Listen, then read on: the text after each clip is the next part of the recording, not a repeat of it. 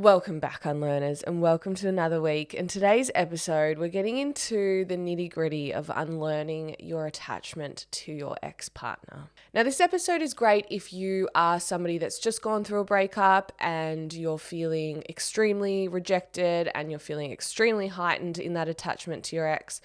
Or this episode is also fantastic for people who have this real energetic tie to one person, and you might be in a new relationship and you absolutely adore and love your current partner, but you sort of go back to this energetic romanticizing of an ex-partner. Maybe when you were younger, maybe it was a trauma bond where you just always felt like this one person, you guys were meant to be together, or they've created a wound in you where you've always wanted them to revalidate you, or there's a big rejection wound there that you feel that it comes up in your subconscious, it comes up in your dreams, it comes up where you wish that the ending of the story was different. Or even if you were just dating someone for a short period of time and because it didn't play out and they may have ended it, or you've ended it because you know it's not right for you, but there's still this energetic obsession around them, or you feel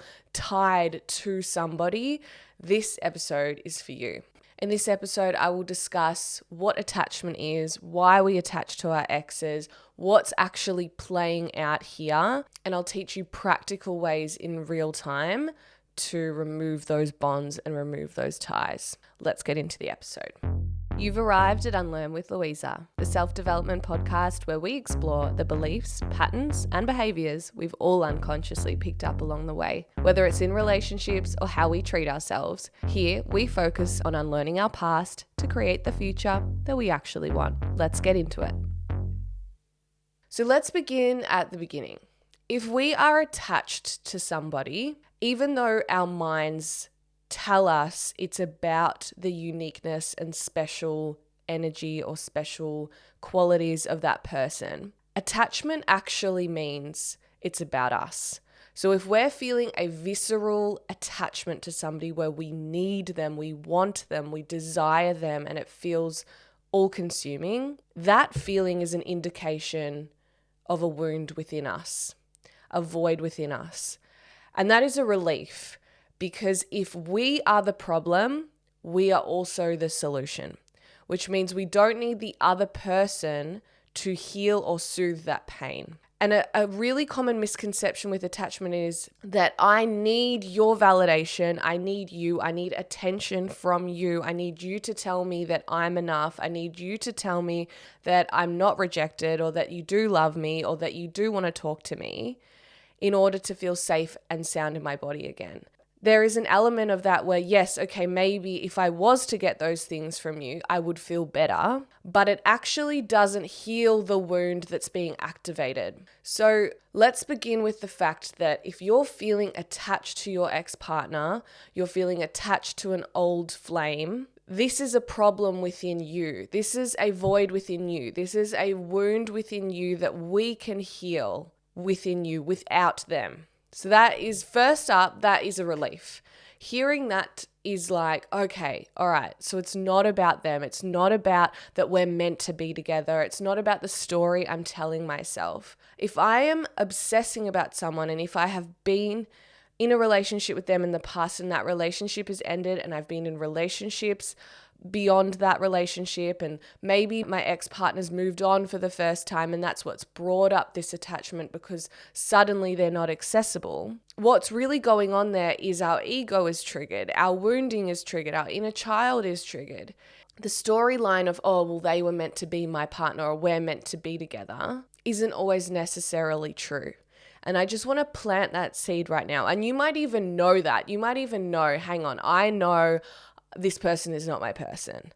Like, I have a situation where I was in a trauma bond with someone about 7 years ago, and I know intellectually that man was never my forever person. Although there were times over those 7 years where I thought, hang on, maybe we're meant to go back together and blah, blah, blah. Thank God, that never happened. You might know that this person is not your person. Like, you might absolutely know that categorically, but you still feel that energetic, I want them, or I want them to validate me, or I want them to tell me that everything they said was wrong, or that they're apologizing. I want them to take back all the mean things they said, or I want them to take back the rejection, or maybe they ended the relationship.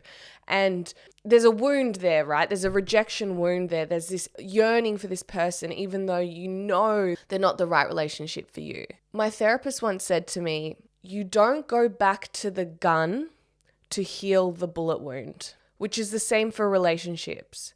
You don't go back to the person that hurt you in order to heal the wound they created. We have to do that ourselves. And the way we do that is we've got to understand what's really going on here. So if you are somebody that's romanticizing your ex-partner, the way that we romanticize our ex-partners is we can indulge in the drama of it. I call it like the movie scene romanticization. So you might be somebody that knows, yep, okay, this person is not my person and I'm happy in my new relationship, but every time this old song comes on that reminds me of them, or every time I hear like a sad song or a new album comes out that's about love and being tortured and whatever, you indulge in this obsession around them and you fantasize about seeing them or getting back together, or you create this like indulgence pattern around your ex-partner in certain settings. A lot of people do it around music. That's usually the one that I hear. You are strengthening a neural pathway. Every time you do that, we have neural pathways in our brain. You are strengthening that pathway and that attachment to that person every time you indulge in that type of behavior, every time you indulge in fantasy, every time you have a fight with your current partner and you start thinking about that old flame and you start obsessing and you start going into this story about how, maybe you guys were meant to be together or maybe it would be easier with them. You have to think about, and I'm going to call you guys out here, what is the payoff to that? Because sometimes our attachments to our ex-partners is actually a mechanism to escape our reality and not to take responsibility in our current relationship. If we romanticize our ex-partner and we make them out to be this perfect person and it would be this perfect love and this beautiful fairy tale and, oh my God, they're going to heal this wound in me and we're going to run off into the sunset, you're actually negating and escaping and averting responsibility in the present moment. So I've seen clients do this before where every time they have an issue with their current partner, it's like without even realizing it, like a day later, they're fantasizing and indulging in this fantasy around their ex. And it's about understanding the payoff you get from fantasy and the payoff you get from romanticizing somebody. When we romanticize somebody, when we romanticize an ex-partner, we are giving somebody the power to control our worth and our happiness. So we need to cut that indulgence. We need to cut that. We need to give ourselves the power to dictate our worth and our happiness. Because if our worth and happiness, even if it is just for the 5 minutes, even if it is just for 1 hour or a thought pattern that you indulge in and you let it go, even if it isn't just those moments, you're still strengthening that belief and strengthening that neural pathway. So we need to cut that now. So if you start to indulge in that thought and you start to think about that person and you can see yourself going off into that fantasy, I want you to catch yourself and shock yourself out of it. So like make a noise, clap your hands, or change the song, or like do something to break that pathway, break that energy, break that state, okay? Maybe it's you change a podcast, maybe you quickly call a friend, maybe you just like shake it off. I want you to start cutting that indulgence into romanticizing them. Now, if you've just been broken up with and you're like really fresh in rejection, first of all, I would say go to the episode where I have an episode specifically for that phase. So maybe start there. But if you've listened to that episode and you're here and you're still feeling that really intense rejection, it's really important that if you are fresh in a breakup and you're feeling very attached to your ex, there's a lot of different phases you'll need to go through. You'll need to go through the 5 stages of grief. You'll need to really nurture yourself and your feelings And it's not about suppressing or escaping those feelings. But if you feel yourself starting to indulge in this, cut the behavior right now. Cutting the behavior of indulgence is absolutely key. I want you to start creating self-romance in your life. I want you to break the neural pathway of missing them by creating self-indulgent and creating indulgent moments for yourself. So if you now live alone or you live with friends, when you make dinner, light a candle, cook for yourself, take yourself and have a bath if you have a bath that you've never used, buy some beautiful shower lotion, date yourself. I know we hear that a lot and it sounds like this big thing, like I have to take myself out on a date and it's a bit ick and whatever. Cut that. I want you to date yourself and indulge yourself as if you're a new partner. So in any moment, you could be getting in the car and you might take 3 deep breaths before you drive somewhere, and you might take the time to put your favorite album on rather than just like quickly driving up the road and chucking the radio on and whatever and just being in the doing of life. I want you to romanticize yourself. The more you strengthen that relationship with yourself, you can miss your ex-partner, but it stops becoming your whole psyche because you're so focused on diverting that energy back to you and creating those moments for you. Attachment to your ex often comes up when there's either a perceived rejection wound or there is a forbidden element to that person. So, for example, you can't access them. Maybe they've gotten into a relationship. Maybe they told you they didn't want to be with you. Maybe you guys have been going no contact for a really long time. Maybe they've had a child recently. There's usually a trigger point that brings up that attachment again. And it's usually because we can't have them. And so suddenly, because we can't have them, we want them. To counteract this, I want you to think about if you could have them, if they were accessible to you after that initial feeling of, oh my God, amazing, I got them back, would you want to be with them? Would you want that relationship in your life? If you had full access to them, if they were begging to have you back, if they were giving you and showering you with love and validation, would you feel this way? Would you feel attached to them? 9 times out of 10, we don't feel attached to them anymore because it's not triggering our internalized attachment wound that is already there. Attachment wounds come from childhood. They come from mini rejections and wounds that happen and abandonment that happens in our childhood. They don't have to be big things. For a child, anything short of nurture feels like abandonment. It's not that anyone intentionally tried to abandon you, but we can create these abandonment belief systems because we don't have the cognitive ability to be self-aware and to understand that people's moods and behaviors aren't always personal and about us when we're children. We attach to our caregivers in order to survive. And so when that attachment feels threatened, our survival feels threatened. And so we make it about us and we think, how can I mold and change in order to survive? And those patterns will play out in adulthood until we become aware of that is what is driving us. So you need to understand, what is driving me to want this person to validate me or to want this person back? Is it because I genuinely miss the relationship and that was peak for me? Or is it because of something that I'm not healing within myself? Is there some sort of wound that I need to look at within myself? Another huge part of this, which I hear a lot, is people experience dreams about these attachments. So with that one person that you keep going back to in your mind, you might be feeling quite good for a while, peaceful, happy in your relationship or happy in your life. And then suddenly you have a dream about them. And the dream is really vivid. And then you wake up the next morning and you're just obsessed. You're in love. All you can think about is them. I need to tell you, that is the dream. You don't need to indulge in that. That is not a sign that you should go back to that person. Our subconscious is clearing out memories and clearing out energy. If it is a reoccurring dream, write your dreams down for a month and look at the metaphor. Our dreams are metaphors for messages. So what is happening in these dreams that is a message to tell you of potentially something you need to heal or work on? A dream about somebody specifically doesn't mean you should be with them, okay? So if you have a day like that, just ride out the day. You just need to ride out the day, distract yourself.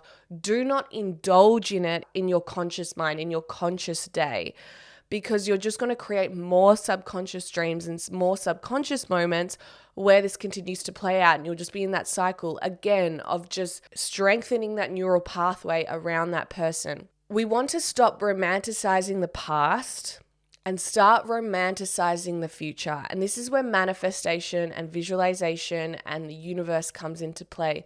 Rather than being somebody that looks back at your past and gets obsessive and nostalgic and thinks about and longs for the past, become somebody that romanticizes and creates hope and excitement for the future. If you want to listen to music and you want to get into that vibration and you want to fantasize about what you could create in your future, the person, the partner that you're going to have in your future, rather than the past. Now, I know a lot of people avoid doing this because they don't want to be disappointed, but instead of thinking about it in a sense of, oh, I'm creating an expectation of what's going to happen, you're actually manifesting and creating a visualization and getting into the frequency of what's to come. If you strengthen that energy behind your visualization and behind your fantasy, the universe will deliver. I promise you that. If you haven't already, I want you to also cut all ties in the physical. So block them on social media. I know that sounds savage. If you can't block them, mute them. Do not indulge in looking at their profile. Again, you're strengthening that neural pathway. Boundary any conversations with their friends. I want you to block and change anything that reminds you of them. Like, for example, if you always go to the same gym, and you went to that gym with that partner, change gyms. I want you to get savagely defensive over creating no stimulus in your environment that reminds you of them. Obviously, there's some situations which you can't avoid, but if something is triggering your attachment to them, I want you to reflect and think about what that is and see how you can change that to shape a new memory. Maybe it's your home, but you bought your home and you can't sell your home and your ex-partner and you used to live there. Decorate. Sage. I want you to have people over, get a situationship over, you know what I mean? Like, change the energy of that environment, create new memories in that space so that it starts to fall away, that neural pathway starts to fall away. I also want you to think about what part of you is attached to your ex-partner. Is it your inner child? Is it the part of you that feels that they're not good enough? Is it the part of you that feels they have to compromise themselves for others? I want you to investigate, what would your higher self say to you about this attachment? So what is the highest version? So we've got a fear-based self, which needs to control and take and manipulate in order to survive. And then we've got the higher self, which trusts in the universe, feels love, wants to give to others, has faith that everything's going to work out, that is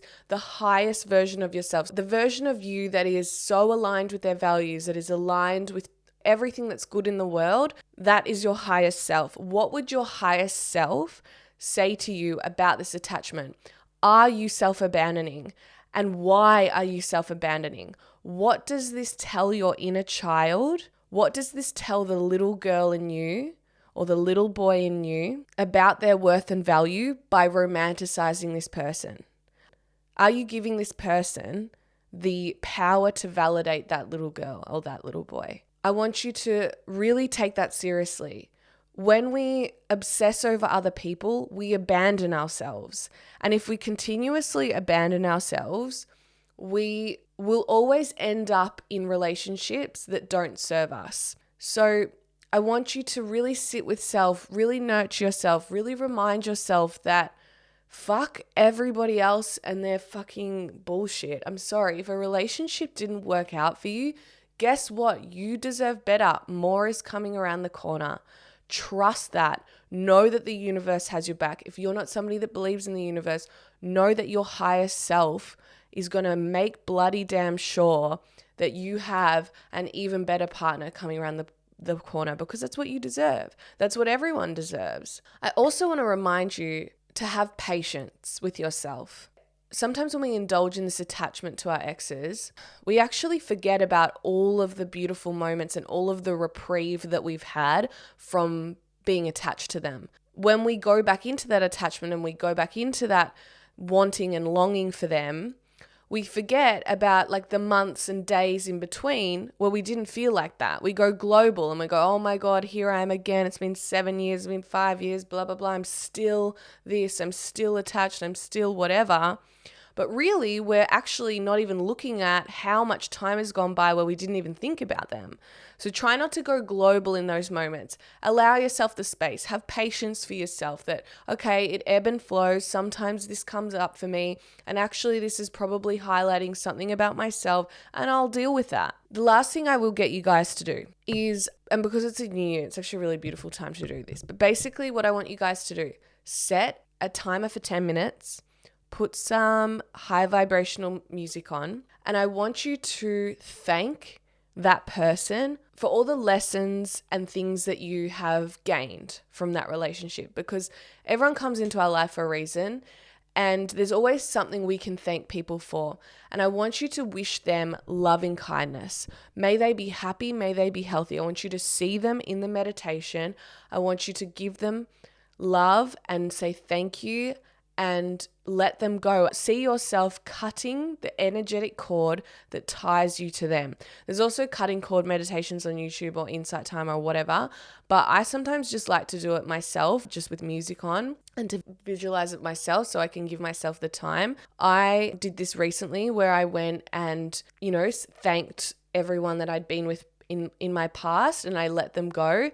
And honestly, that is the most amount of freedom I have had around people from my past, because sometimes when we're angry at them and we have this energy of like, I'm better than you, this energy of resentment, like they still have power over us because we're angry, because we're resentful. There's still power and energy there around that person. We all know what it's like. If you think about maybe like a really old flame that you haven't thought about in so long, like there's no energy there. You don't even think about them. They're just like completely, it's just a non-thing. They're almost like irrelevant, right? You want to get to there. You're not angry. You don't love them. It's just a non-thing. You want to get there with this person. You don't want to get to a place where you're off them and you don't like them anymore.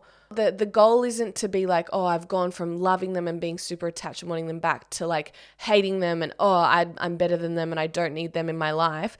Obviously, sometimes we go through that phase in order to come out the other side. But a fast track way to get there is to actually visualize them and thank them and see them with love, because when you wish them loving kindness, even when they've done you wrong, and I know this is going to be really hard for some people, because even when they've done you wrong, it actually in turn gives us the same love and happiness, because we're at the frequency. If we're giving love and happiness, we are on that same energy vibration.